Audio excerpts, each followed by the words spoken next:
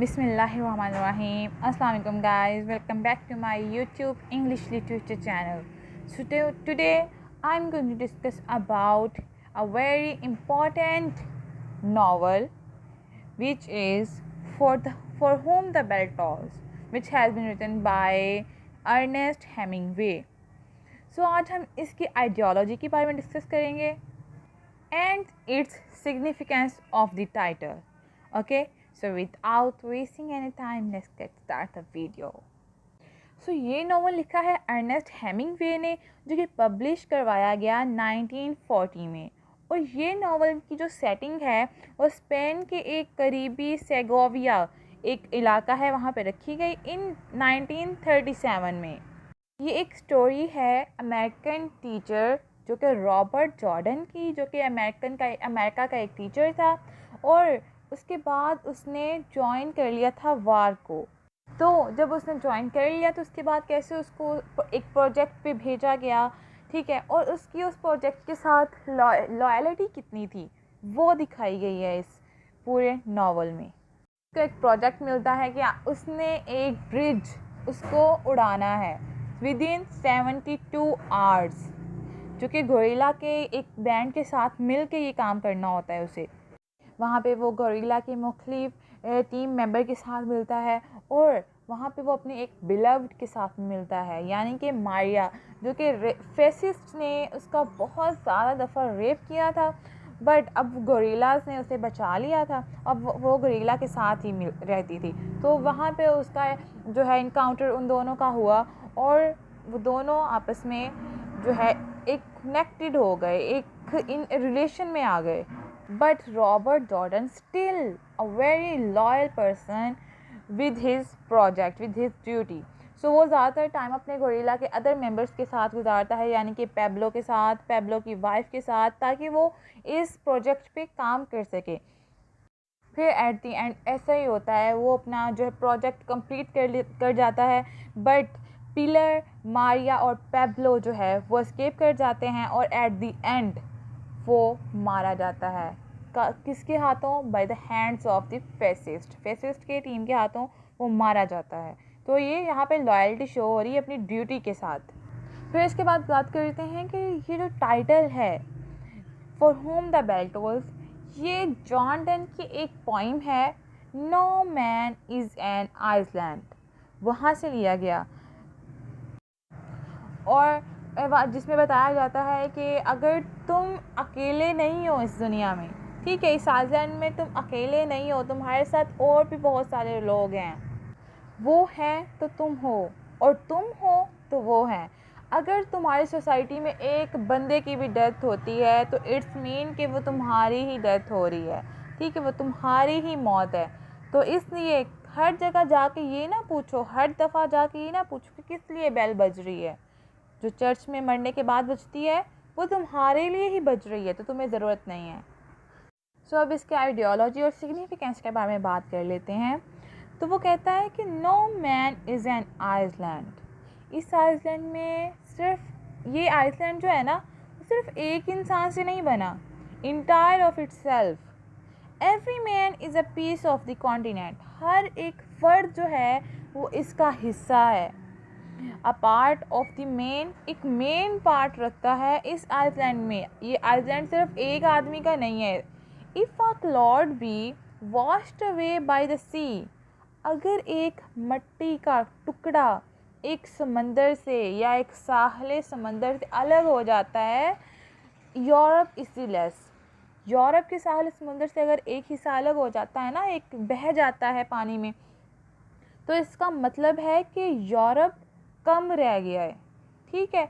ये नहीं कि उसको एक जाने से फ़र्क नहीं पड़ता, इट्स मीन कि यूरोप कम रह गया है, उसको फ़र्क पड़ता है। As well as if a promontory were, as well as if a manor of a friend of thine own were, यानी कि इसी तरह फ़र्क पड़ता है जैसे अगर तुम सब में से एक तुम्हारा दोस्त चला जाए, तुम्हारे ग्रुप में से एक जब तुम्हारा दोस्त चला जाता है तो तुम्हें कितना फ़र्क पड़ता है, ठीक है, तुम्हें कमी महसूस होती है। इसी तरह यूरोप को भी कमी महसूस होती है अगर उसका एक भी बंदा लेस हो जाता है। एनी मैंस डेथ डायमेंशंस मी। बंदा जो है वो मुझको रिप्रेजेंट कर रहा है, because I am involve in Mankind, क्योंकि मैं भी उसी इंसानियत से ताल्लुक़ रखता हूँ, उसी इंसानियत में इन्वॉल्व हूँ। And therefore never send to know for whom the bell tolls. इसीलिए कभी किसी को ना भेजो ये पूछने के लिए कि किसके लिए घंटियाँ बज रही हैं। इट टोल्स फॉर थी, ये तुम्हारे लिए ही बज रही हैं, क्योंकि तुम भी इसी मैनकाइंड का, इसी इंसानियत का हिस्सा हो, इसी सोसाइटी का हिस्सा हो। यानी कि वो कहना चाह रहा है कि अगर एक इंसान की डेथ हो जाती है ना, तो इट्स मीन कि वो पूरी इंसानियत की डेथ है। सिर्फ ये ना सोचो कि किसी का मर गया तो किसी का ही था, वो तुम्हारा भी था, वो तुम्हारी सोसाइटी से बिलोंग करता था। The above quotation from John Donne appear facing the first page of the text for whom the bell tolls. It is dramatic, concise statement of major theme of the novel. ये एक major theme दिखाती है novel का कि एक इंसान पूरी society को रिप्रेजेंट कर रहा है। एक इंसान उतना ही इम्पॉर्टेंट है जैसे कि दूसरी पूरी सोसाइटी इम्पॉर्टेंट है। पूरी मैनकाइंड जितनी, पूरी इंसानियत जितनी ज़रूरी है ना, उसी तरह एक इंसान भी ज़रूरी है, क्योंकि इंसान से ही, हर इंसान से इंसानियत बनती है। तो हर इंसान एक सोसाइटी का इंडिविजुअल पार्ट है। अब क्वेश्चन किया जाता है कि अगर एक ना भी हो तो क्या फ़र्क पड़ता है, ठीक है, जबकि ऐसा नहीं है। ऑफ कोर्स वो भी इंडिविजुअल जो पार्ट है सोसाइटी का, वो भी सोसाइटी के लिए ज़रूरी है, क्योंकि इंडिविजुअल से ही पूरी सोसाइटी बनती है। और यही बात जो है हेमिंगवे अपने इस नावल में कहता है, क्योंकि अगर डिस्ट्रक्शन, वॉर से एक इंसान की मौत होती है ना, तो इट्स मीन कि सोसाइटी की मौत हो रही है। यानी कि वो एक बंदा अपनी पूरी सोसाइटी को रिप्रेजेंट कर रहा है। इसीलिए क्या है, हेमिंगवे की बाकी जो पहली स्टोरीज थी ना, उसमें हर इंडिविजुअल हीरो होता था, एक हीरो मखसूस होता था, लेकिन वॉर में हर बंदा ही हीरो है। यानी कि for whom the bell tolls में वॉर चल रही है ना, सिविल वॉर, तो उसमें उसने मखसूस हीरो नहीं दिखाया, कोई भी प्रोटैगनिस्ट नहीं दिखाया, ना विलन दिखाया है। उसमें उसने दिखाया है कि हर इंडिविजुअल बंदा ही पूरी सोसाइटी का रिप्रेजेंटेटिव है, वो ही पूरी सोसाइटी को रिप्रेजेंट कर रहा है, और हर बंदा हीरो है इस वॉर में। क्योंकि तमाम ही जो करैक्टर्स हैं वो अपनी जानो माल की हिफाजत फ़िक्र किए बगैर वो जंग लड़ रहे हैं। जॉर्डन जंग लड़ रहा है, ठीक है, जो मारिया है उसको पता है कि शायद जॉर्डन मर जाए इस वॉर में, लेकिन फिर भी वो उसको प्यार कर रही है, उसके साथ अटैच्ड है। और पेब्लो, ठीक है, उसने इतने ज़्यादा मर्डर्स किए हैं, फिर भी वो क्या है, स्टिल वो अपनी टीम के साथ लॉयल है। और पिलर भी एक लॉयल बंदी है, वो भी किसकी, अपनी ही टीम की, अपनी टीम के साथ हर कोई लॉयल है। सो हर बंदा अपने काम के साथ लॉयल्टी दिखा रहा है इस नावल में। तो ये इस नावल में दैट्स वाई हर बंदा जो है एक सोसाइटी है, और यही रिप्रेजेंट कर रही है कि उस वॉर में लोगों ने किस कदर लॉयल्टी दिखाई। हालांकि वो छोड़ सकते थे, वो फिक्र कर सकते थे अपने घर वालों की, अपने बच्चों की, बट उन्होंने सिर्फ अपने वतन के साथ, अपनी सोसाइटी के साथ लॉयल्टी दिखाई।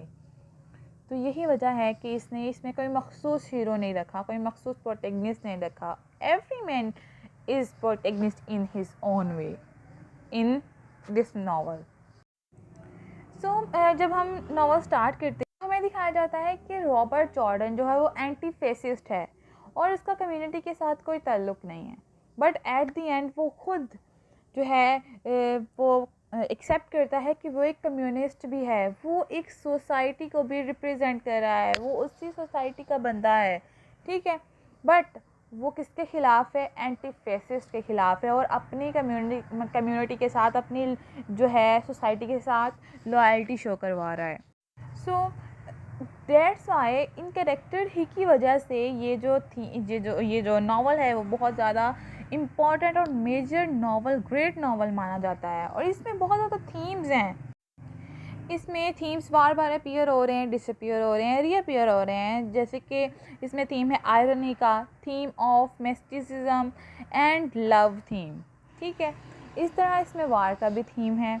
इसमें बहुत ज़्यादा थीम्स हैं जो कि किसको रिप्रेजेंट कर रहे हैं, इस पूरे नावल को रिप्रेजेंट कर रहे हैं। वार का थीम जो है इस सिचुएशन को रिप्रेजेंट कर रहा है कि वार हो रही है, ठीक है, लड़ाई हो रही है और जाने जा रही हैं। फिर साइकोलॉजिकल, फिज़िकल जो उनका लॉसेस हो रहे हैं, इनोसेंस लॉस हो रहा है, उसका भी थीम इसमें दिखाया जाता है।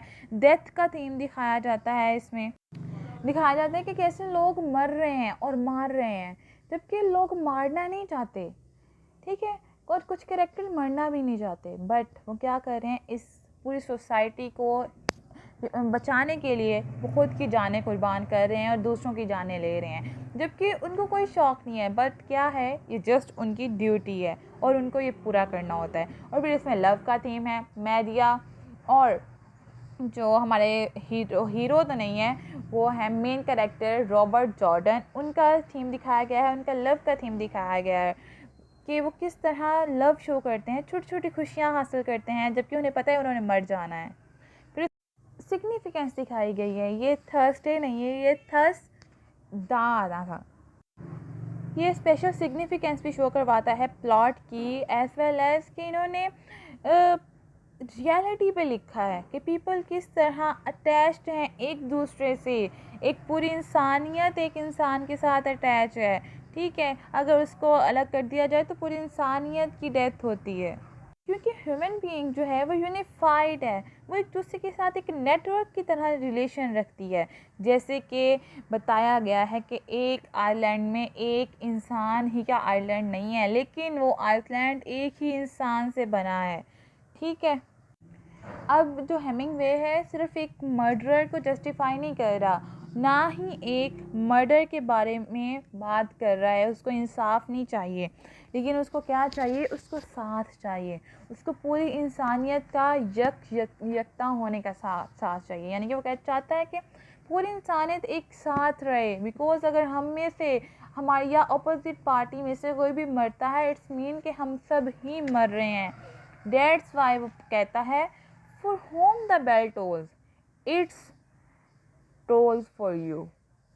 कहते हैं कि तमाम नेशन और एक नेशन के जो लोग हैं वो आपस में कनेक्टेड हैं एक दूसरे के साथ, जो कि एक पिक्चर क्रिएट करते हैं एक होम जैसी। जैसे एक होम के सारे फैमिली मेम्बर एक साथ होते हैं, इसी तरह पूरे इंसानियत एक साथ जुड़ी है।